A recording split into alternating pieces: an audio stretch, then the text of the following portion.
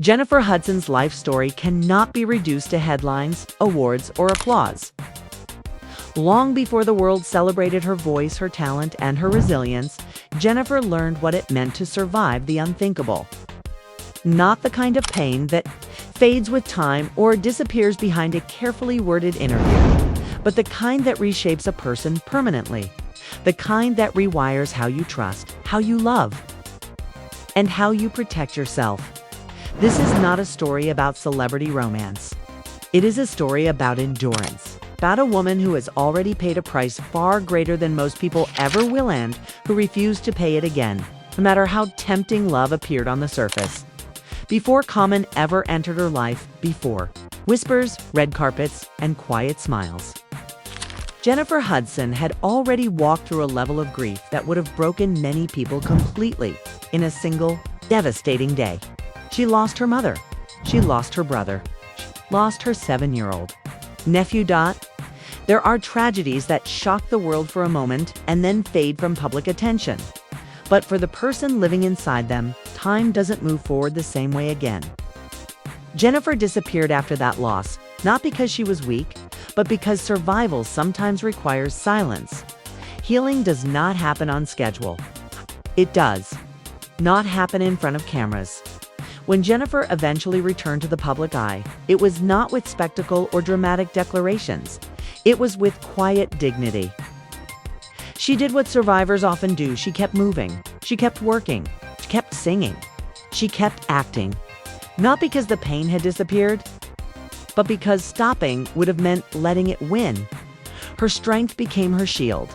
Years later, she tried again. Love, stability, family. With David Otunga, she believed she was building something solid. There was an engagement. There was a child. There was hope that life was finally settling into something safe. But behind the curated images and public smiles, another reality existed, one filled with emotional pressure, control, and strain that chipped away at her sense of security. Eventually, Jennifer made another difficult decision. She chose protection. She chose distance. She chose herself. Once again, she had to rebuild not just her life, but her trust. So when people later began whispering about Jennifer Hudson and Common, it felt different. It wasn't tabloid excitement. It was cautious. Optimism. Common was not presented as just another celebrity partner. He was framed as something deeper. The thoughtful artist. The introspective poet. The man who spoke openly about emotional growth, therapy, healing, and respect. He praised Black women publicly.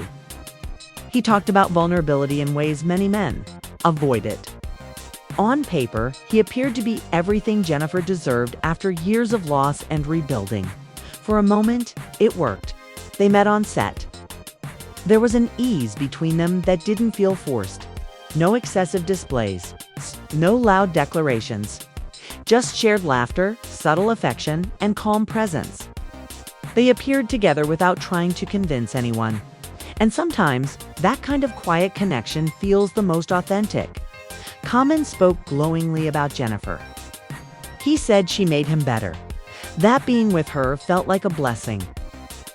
Jennifer, in return, looked lighter, more grounded. Like someone who could finally exhale. But quiet love only works when both people are equally committed to maintaining it. And slowly, things shifted. Public appearances became less frequent. The warmth that once felt natural started to fade. Then came the whispers, sightings, energy that didn't match the image of a fully committed man. Subtle comments began surfacing, the kind that sound harmless on the surface but reveal emotional withdrawal underneath. She's intense. She has a lot going on. Those are not neutral statements. They are the language of someone already creating distance. Behind the scenes, another conversation emerged, one that changed everything. A possible proposal, a future conversation, and a response that surprised many people. Jennifer said no, not with drama, not with conflict, just clarity. She wasn't rejecting love. She was rejecting repetition. She recognized the early warning signs, the same emotional patterns she had survived before. The same imbalance where one person chases the idea of love while the other carries the weight of making it work. Common by many accounts, thrives in beginnings, in the excitement, in the pursuit. But long-term commitment requires something else entirely, like consistency, accountability, an emotional presence when the thrill fades. Jennifer knew that lesson too well. Instead of forcing something that didn't feel aligned, she stepped back. And in that quiet space, the relationship ended the same way it existed, without spectacle. No interviews, no public statements, just absence. Jennifer did not owe the world an explanation. She had already shared enough of her pain before. Time, she chose privacy. Healing does not require witnesses. Meanwhile, Common's image remained untouched. No controversy. No public reflection. Just another chapter closed without commentary. But behind that silence, a deeper dynamic may have played a role, one that often goes unspoken.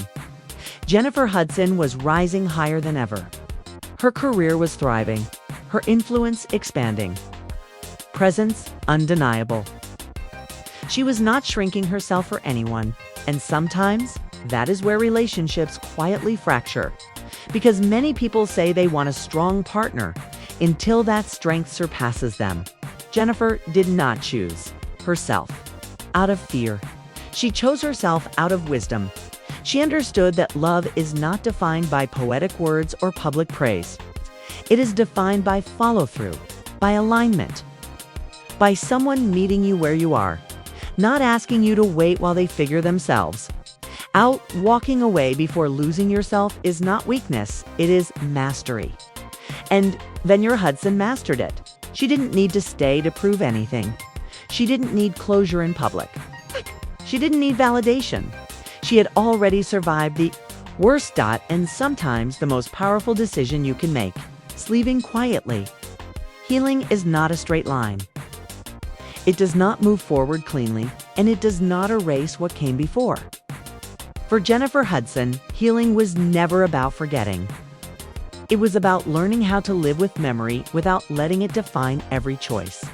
After years marked by unimaginable loss, public scrutiny, and private battles, Jennifer reached a place many survivors eventually arrive at: quiet stability. She had rebuilt her life piece by piece. Her career was no longer something she was chasing, it was something she commanded. She had earned respect not just as a singer, but as an actress, a performer, and a woman who carried herself with intention. More importantly, she had built a world around herself that felt safe, predictable, grounded. And it was from that place, not loneliness, not desperation, that she allowed herself to believe in love again. This distinction matters too often. Women's relationships are framed as emotional needs or gaps they are trying to fill. That was never Jennifer's position. She was not looking for rescue. She was not searching for completion. She was open but cautious, curious but guarded, hopeful but informed by experience. When Common entered her life, it did not feel like an interruption. It felt like alignment, at least at first. He did not approach her as a spectacle. There was no public claiming, no grand gestures meant for headlines. Their connection began in shared space, shared work, shared conversations. There was an ease to it that felt refreshing after years of emotional heaviness. He spoke the language of healing, therapy, growth, self-awareness. He seemed to understand trauma without needing it explained. For someone like Jennifer, that mattered. She had already lived through relationships where her pain was minimized or misunderstood, where strength was mistaken for intensity, where survival instincts were framed as emotional baggage. Common appeared different. He spoke about emotional intelligence in ways that resonated with her reality. He acknowledged the importance of boundaries. He seemed patient, and in those early stages, patience looks like safety. Their relationship unfolded quietly, intentionally. They did not rush. They did not perform. When they appeared together, it felt natural, comfortable, almost ordinary, in that ordinariness was exactly what made it special. Jennifer did not need excitement. She needed consistency. For a time, she believed she had found it. Common praised her publicly, but not excessively.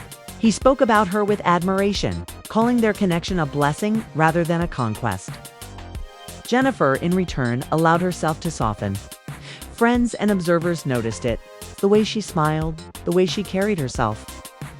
There was a calmness to her presence that suggested peace, not performance. But relationships do not reveal their truth at the beginning. They reveal it when comfort replaces novelty. As time passed, subtle shifts began to surface, not dramatic enough to spark alarm, but noticeable enough to create unease. The energy between them changed.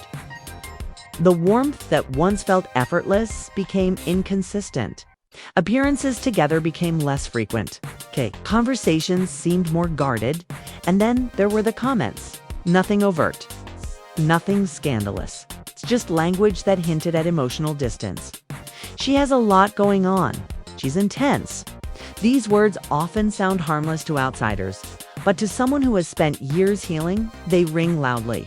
They suggest not concern, but detachment, not understanding, but retreat. They are the phrases people use when they are no longer leaning in but are not yet brave enough to step away. Jennifer noticed she had learned, through loss and survival, to trust subtle changes. Trauma sharpens perception. It teaches you to listen to what is not being said, to observe what is missing rather than what is presented. And what Jennifer felt was a shift in balance. She was still showing up fully. It was not at the same time. Another dynamic quietly emerged, one that is rarely acknowledged openly. Jennifer's career was ascending at an extraordinary pace. She was no longer just relevant. She was dominant, hosting, winning awards, being recognized not as a comeback story, but as a powerhouse in her own right. Success changes relationships, not because it should, but because it does. Some partners grow alongside it, others grow uncomfortable in its shadow, not through jealousy, but through identity confusion. When the roles shift, when one person becomes the clear center of gravity, can expose insecurities that were previously hidden by balance. There were no public arguments, no leaked confrontations, but there was distance. And distance, when left unaddressed, becomes decision. Eventually, the conversation turned toward the future, toward commitment, toward permanence. Insiders later suggested that Common was considering a proposal, a formal step, a declaration of long-term intention, and Jennifer paused. Her hesitation was not rooted in fear of commitment. She had committed before. She had built a family before. She understood the gravity of long-term partnership better than most. But she also understood the cost of ignoring intuition. This time, she listened. There was no dramatic rejection. Emotional explosion. Just a quiet, firm acknowledgement that something was not aligned. That moving forward without clarity would mean repeating patterns she had already survived. For someone who has rebuilt their life multiple times, repetition is the real danger. Jennifer did not need certainty from words. She needed consistency in action. And when those two things did not match, she chose caution, not because she doubted love, but because she trusted herself. After that moment, the relationship slowly dissolved, not in chaos, but in silence. No statements, no explanations, no narratives crafted for public consumption. Jennifer withdrew privately, the way she always had when healing was required. She did not make herself available for speculation. She did not reshape the story to protect anyone's image, not even her own. She simply stepped away. And in doing so, Scrooge demonstrated a level of emotional maturity that often goes unnoticed. Because walking away quietly is harder than staying loudly common. On the other hand, remained publicly untouched. No backlash, no accountability. His image stayed intact, framed as someone whose relationships simply ended. But behind that neutrality was a reality many women recognize: closure is not always mutual. And silence does not mean peace for both sides. Jennifer did not seek revenge. She did not seek validation. She did not seek sympathy. She sought alignment. And when it wasn't there, she left. Not broken, not bitter, but grounded. She had already survived the worst day of her life. She'd already rebuilt from emotional danger. She was not willing to compromise her peace again. No matter how poetic the promise appeared, this was not a failure of love. It was an act of self-respect. Not all endings are loud. Some unfold quietly, not because they lack meaning, but because they carry too much weight to be performed. For Jennifer Hudson, silence was never avoidance. It was intention. After years of public grief, public love, and public scrutiny, she had learned that the most powerful boundary she could draw was refusing to explain herself. By the time her relationship with Common faded from view, Jennifer had already made peace with something many people struggle: to accept not every story needs closure in the way the audience expects. Some truths are only meant for the people who live them. And yet, silence often invites speculation. What many observers failed to understand was that the ending of Jennifer and Common's relationship was not about betrayal in the traditional sense. There were no confirmed scandals, no explosive revelations, no undeniable proof of wrongdoing. What existed instead was something far more common and far more damaging when left unaddressed. Imbalance. In relationships where both partners are emotionally aware, growth happens in parallel. But when one person evolves faster than the other, emotionally, professionally, or psychologically, the gap becomes impossible to ignore. Over time, that gap turns into tension, then resentment, then withdrawal. Jennifer Hudson had spent years doing the internal work, therapy, reflection, healing. She had confronted grief that would have consumed many people entirely. She understood her triggers. She knew her boundaries. And most importantly, she understood the cost of carrying emotional weight alone. That is where emotional labor enters the conversation. Emotional labor is rarely visible. It is not about who says "I love you" more often or who posts the better caption. It is about who manages the emotional temperature of the relationship, who initiates difficult conversations, who adjusts themselves to maintain peace, who notices shifts in energy and tries to correct them before they turn into distance. In many relationships, that labor falls disproportionately on women. Jennifer had lived that reality before. She had been the stabilizer, the protector, the one expected to adapt, accommodate, and endure. She had already learned what happens when emotional responsibility is not shared, becomes exhaustion disguised as loyalty. With Common, the early signs felt promising. He spoke openly about growth. He used the language of emotional awareness. He presented himself as someone who understood partnership beyond surface-level affection. But language is not action. As the relationship progressed, Jennifer began to sense that while she was still showing up emotionally, the effort was no longer mutual. Conversations became less engaged. Emotional presence became inconsistent. Support felt conditional rather than automatic. And that is often the turning point. When one person begins to feel like they are carrying both themselves and the relationship, something breaks internally. Not dramatically, but slowly.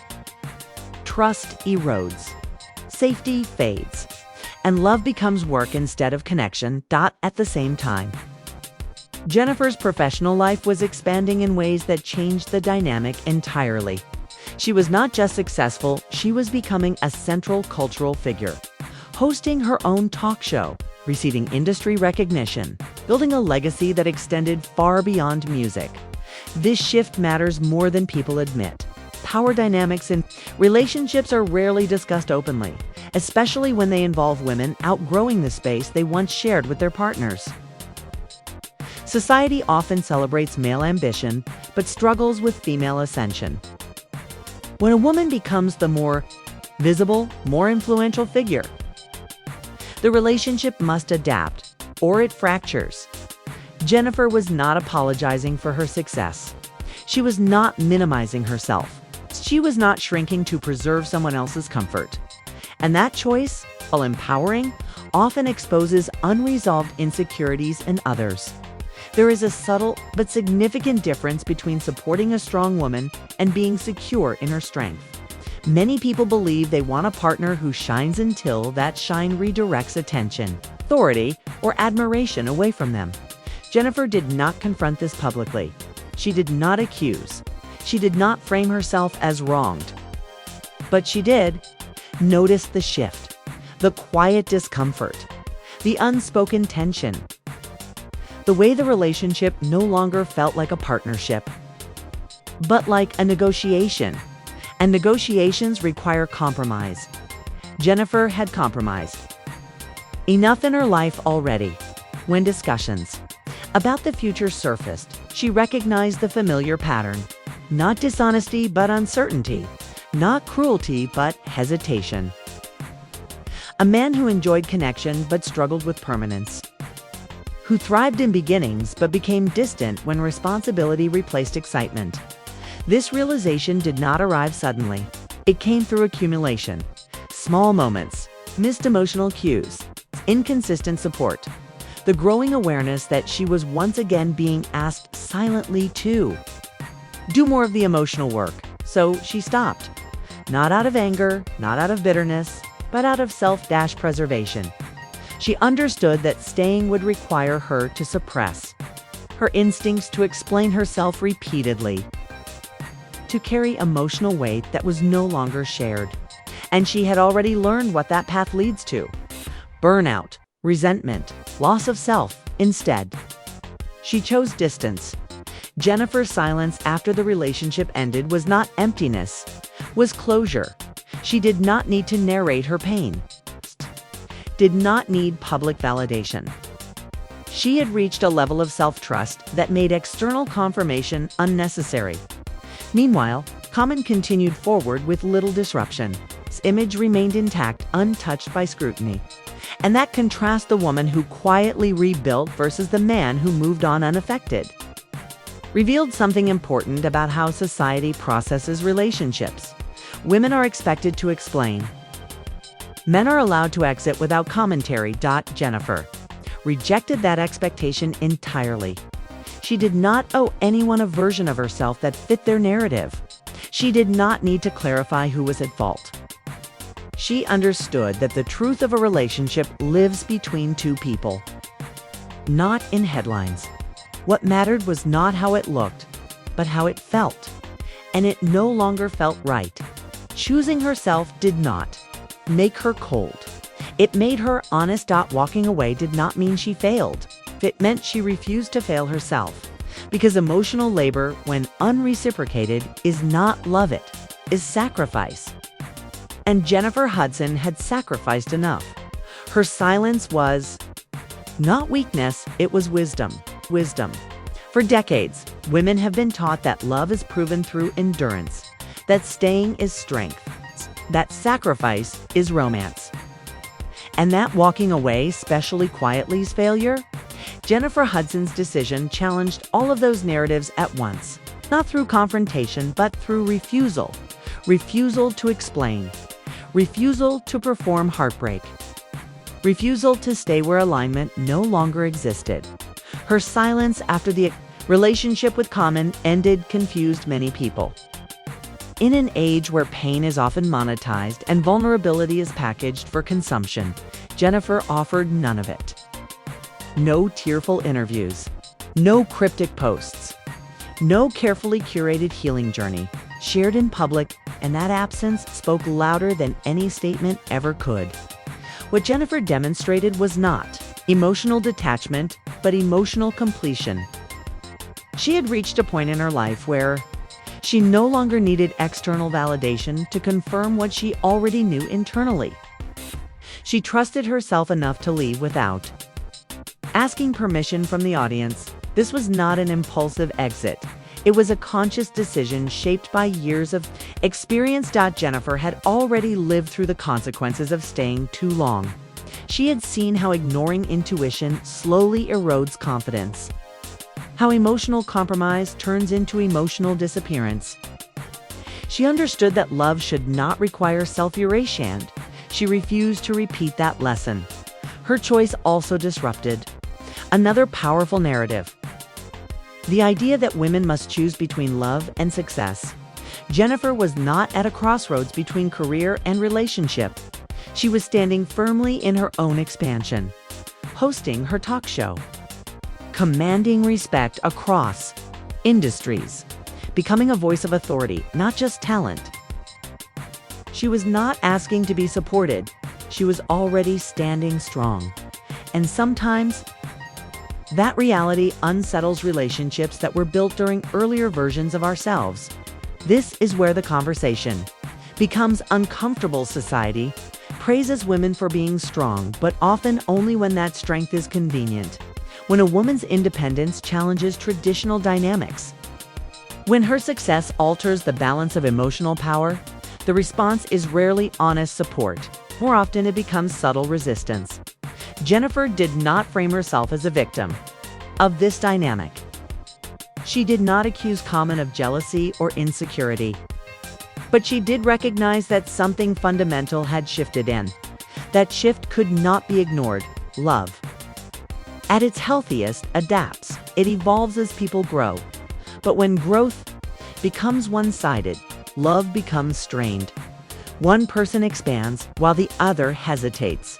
One steps forward while the other stays anchored to an earlier version of the relationship. Jennifer refused to shrink herself to preserve something that no longer fit. This refusal was not loud, but it was radical. By choosing to walk away without public drama, she reclaimed ownership of her narrative. She did not allow the relationship to define her next chapter. She did not allow its ending to overshadow her progress. She continued working, creating, leaden and interrupted. That continuity is important. Too often, women are expected to pause their lives for heartbreak, to stop, to mourn publicly, to explain their pain in a way that reassures others of their emotional depth. Jennifer did none of that. She did not stop moving, not because she was unhurt, but because she refused to center her life around a relationship that had already ended, and in doing so, sent a message that resonated far beyond her own experience. Love does not require suffering to be real. Leaving does not erase what existed. And self-respect is not the opposite of romance. It is its foundation. Jennifer's story forced many people to confront their own beliefs about love and endurance, about how much compromise is too much, about when patience turns into self-betrayal, and about why women are often praised for staying through discomfort, but criticized for leaving before things fall apart. Her quiet exit also protected something precious: her peace. Peace that had been hard-won through grief, peace rebuilt after fear, peace maintained through boundaries. She understood that once peace is established, it must be defended intentionally. Not aggressively, but decisively. There was no bitterness in her departure, no resentment displayed, no attempt to control how the story would be told. Jennifer allowed people to speculate because speculation did not threaten her truth. She knew what she had lived, and she trusted that, meanwhile, the public image of Common remained largely unchanged. He continued his work. His narrative stayed intact. And that contrast, her quiet resolve versus his uninterrupted trajectory, highlighted something rarely acknowledged. Women often bear the emotional consequences of endings more visibly. Men often move forward with less scrutiny. Jennifer rejected that imbalance. She did not carry the weight publicly. She did not perform emotional labor for an audience. She did not manage the discomfort of others by explaining her choices. She simply moved on. In doing so, she modeled a version of strength that is rarely celebrated but deeply needed. Strength that does not shout. Strength that does not seek approval. Strength that understands when enough is enough. Jennifer Hudson did not leave because she failed at love. She left because she succeeded at knowing herself, and that knowledge reshaped everything that followed.